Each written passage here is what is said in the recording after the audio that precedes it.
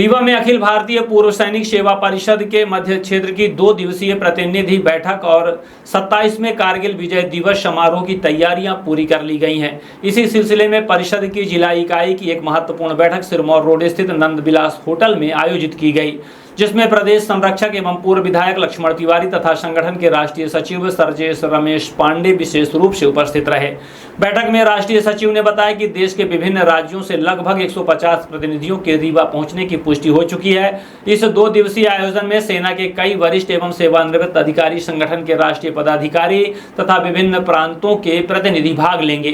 कार्यक्रम के पहले दिन प्रतिनिधि सभा का शुभारंभ संगठन के संस्थापक सदस्यों में शामिल 100 वर्षीय हवलदार जगत बहादुर सिंह द्वारा भारत माता के चित्र के समक्ष दीप प्रज्वलित कर किया जाएगा। इसके बाद संगठन के उद्देश्य, पूर्व सैनिकों की भूमिका और वर्तमान राष्ट्रीय परिदृश्य से जुड़े विभिन्न विषयों पर व्यापक विचार विमर्श और मंथन होगा। वहीं दूसरे दिन 27वें कारगिल विजय दिवस के अवसर पर भव्य सम्मान समारोह आयोजित किया गया। कार्यक्रम में उप मुख्यमंत्री राजेंद्र शुक्ल, सांसद जनार्दन मिश्र, पूर्व विधायक लक्ष्मण तिवारी सहित सेना के कई वरिष्ठ अधिकारी मुख्य अतिथि के रूप में शामिल होंगे।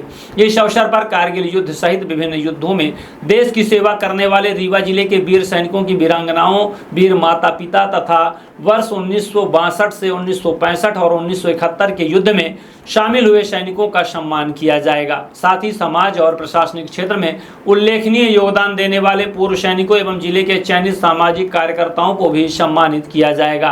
बैठक में आयोजन से जुड़ी सभी व्यवस्थाओं की समीक्षा की गई। प्रतिनिधियों के आवास, भोजन, परिवहन और अन्य आवश्यक तैयारियों को अंतिम रूप देते हुए विभिन्न समितियों को जिम्मेदारियां सौंपी गई, ताकि 2 दिवसीय कार्यक्रम सफलतापूर्वक संपन्न कराया जा सके। देश में सैनिकों की कमी होगी, युवा नशे की चपेट में जा रहा है, युवाओं को रोजगार नहीं मिल रहा है, आत्महत्या कर रहे हैं, इस पर क्या विचार है? अब तक कहना चाहेंगे? देखिए, सच बात आपने कहा है।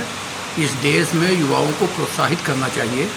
इस देश में युवाओं की जो आने वाली पीढ़ी है, क्योंकि बूढ़े लोग कब तक कंधा देंगे, कंधा देने का एक समय भी है, परंतु जिस तरह से युवा रास्ता से भटक रहे हैं, नशे में जा रहे हैं और छोटी छोटी बातों में उलझ रहे हैं, इनको सावधान रहना चाहिए। और हम लोग तो सिखलाई लगातार दे रहे हैं। और पूर्व सैनिक परिषद जो है लगातार युवाओं को चेतना और प्रोत्साहित करके जगह जगह जा रहे हैं। हमारी पूरी टीम जा रही है, कर रहे हैं। युवाओं को जागरूक करने के लिए भी पूर्व सैनिक का कार्यक्रम पूर्व सैनिक का कार्यक्रम हो रहा है। कॉलेज में जाते हैं, जगह जगह स्कूलों में जाते हैं, प्रेरणा देते हैं और उम्मीद करते हैं कि सरकार भी इसमें कोई ठोस कदम उठाए। सरकार भर्ती नहीं कर रही है। हाँ, नहीं, सरकार को ठोस कदम उठाना चाहिए, क्योंकि देश युवाओं के हाथ में है। अगर युवा बिगड़ गया तो आने वाली पीढ़ी बहुत गड़बड़ हो जाएगी। जिस तरह से आज लाठीचार्ज हो रही है दिल्ली में, और इस पर हाँ, मैंने तो उसकी निंदा की है। भाई, इसमें सरकार की गलती नहीं है, पर ये पुलिस की गलती है। अब पुलिस ने बढ़ चढ़ के अधिक से लाठीचार्ज किया है, उसकी निंदा है। और यही बातचीत से समझाइश की जा सकती है, लाठी डंडे से नहीं। 527 लोगों की जिनकी सर्वोच्च शहादत थी, उसमें से पूरे देश में कोई दर्जन लोग तो बड़े अधिकारी थे, बाकी सब नीचे के जवान, जेसीओ और सारे लोग थे। परंतु उस समय ना सेना में कोई जात पात होता, ना कोई अलग से कोई रणनीति होती। सेना का सर्वोच्च महत्व इसी बात का आज भी है कि जो अनुशासन या जो निर्देश हमारे कमांडर का मिला, ऊपर से नीचे तक, यहाँ तक कहें कि कार्टून के और नीचे तक भी उस आदेश को निर्देश मान के हम सब लड़ाई लड़ते हैं।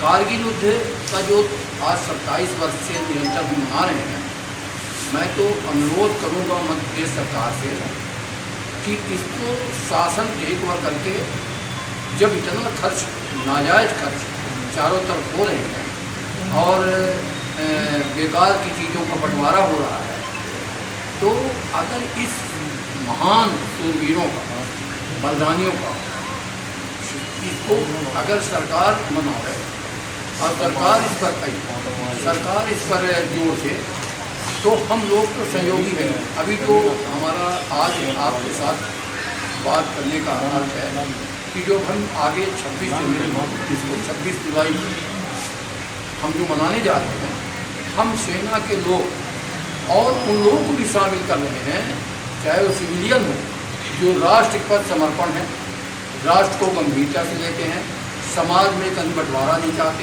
और जो जिस क्षेत्र में है वो अपने क्षेत्र में अग्रणी भूमिका प्रतिपादित करता है। ऐसे लोगों को भी हम सम्मानित करने जा रहे हैं पूर्व सैनिक पूरा परिषद। और एक ऐतिहासिक दिन जिसकी कल्पना किसी को नहीं थी, क्योंकि जैसे पांडे जी ने बताया कि ये पूरे देश में युद्ध नहीं था, पर एक जो ड्रोन का युद्ध था, कारगिल क्षेत्र उसका प्रमुख जगह थी, उस ड्रोन के युद्ध में पूरे राष्ट्र की प्रतिष्ठा से कहीं अधिक प्रतिष्ठा थी।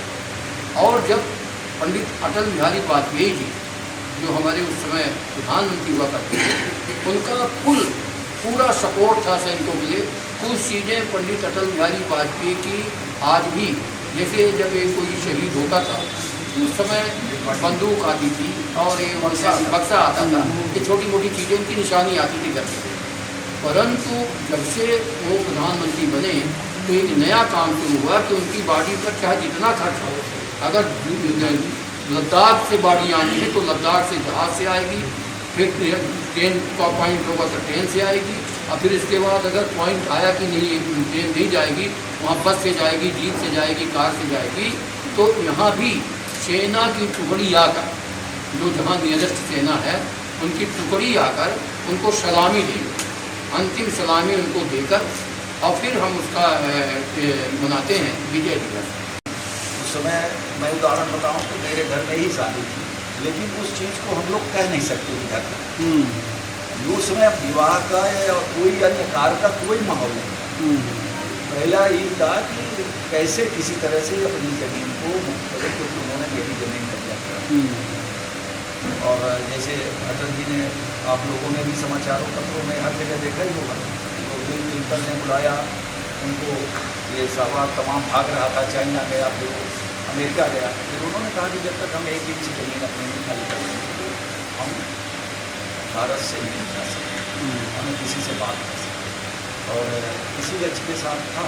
और एक भाव रहता है कि युवाओं के लिए हम लोग यही कह सकते हैं कि जो हमारी युवा पीढ़ी है वो राष्ट्र को, अपने देश को और माँ भारती को प्रथम माने। एक माँ हमको गर्भ में न रखती है और जन्म रखती है, और दूसरी मेरी माँ ये भारत माँ, जिसके रजों में हम लोग खेल कूद करके, गुलाटी मार करके इतना बड़ा शरीर बना, तो उसके बारे में हम लोग को विचार करने की आज आवश्यकता है।